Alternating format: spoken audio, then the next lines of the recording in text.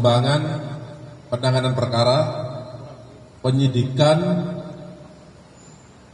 dugaan tindak pidana korupsi dalam tata niaga komoditas timah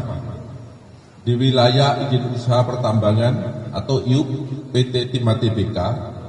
tahun 2015 sampai dengan tahun 2022 atas nama tersangka Hendrily, bahwa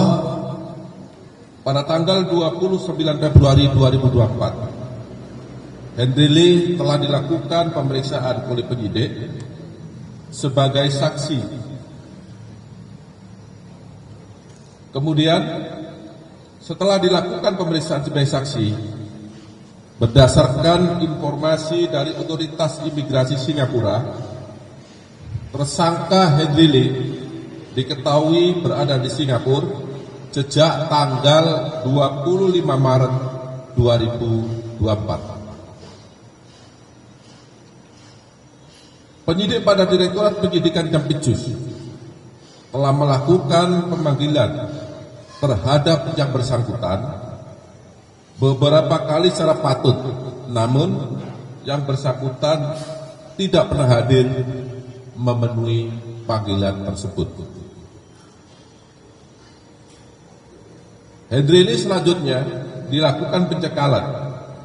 berdasarkan keputusan Jaksa Agung Republik Indonesia yang ditetapkan pada tanggal 28 Maret 2024 selama 6 bulan terhitung sejak ditetapkan dan dilakukan penarikan paspor Republik Indonesia. Hendrily berdasarkan surat Direktur Pengawasan dan Penindakan Keimigrasian selanjutnya pada tanggal 15 April 2024 Hendrily ditetapkan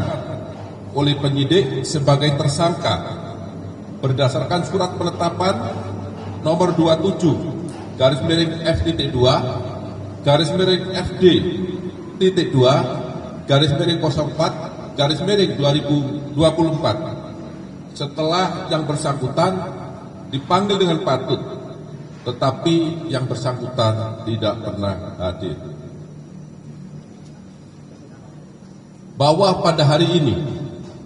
Senin 18 November 2024, atas kerjasama Direktorat Penyidikan pada Jampitsus dengan jajaran intelijen pada Jam Intel, selanjutnya tersangka Hendrily akan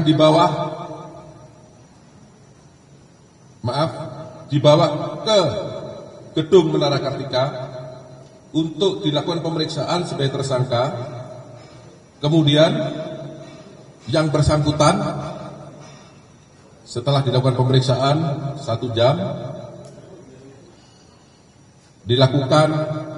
penahanan selama 20 hari ke depan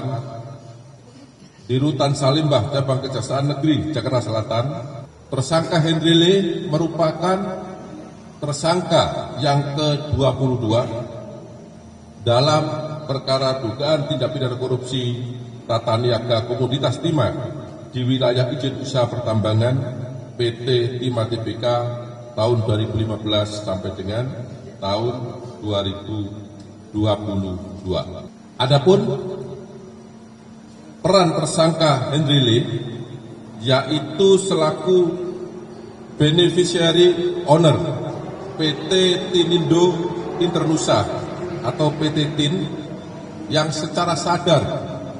dan sengaja berperan aktif melakukan kerjasama penyewaan peralatan processing peleburan timah antara PT Timah Tbk dengan PT Tinindo Internusa, yang penerimaan biji timahnya bersumber dari CV BPR dan CV SFS yang sengaja dibentuk sebagai perusahaan untuk menerima biji timah yang bersumber dari kegiatan penambangan timah ilegal. Akibat perbuatan yang dilakukan oleh tersangka Henry Lee bersama-sama 20 tersangka lainnya yang saat ini dalam proses persidangan, negara dirugikan sebesar 300 triliun 3 miliar 263 juta 740.131 rupiah, 14 sen. Terhadap yang bersangkutan disangka melanggar pasal 2 ayat 1 atau pasal 3 junto pasal 18 Undang-Undang Republik Indonesia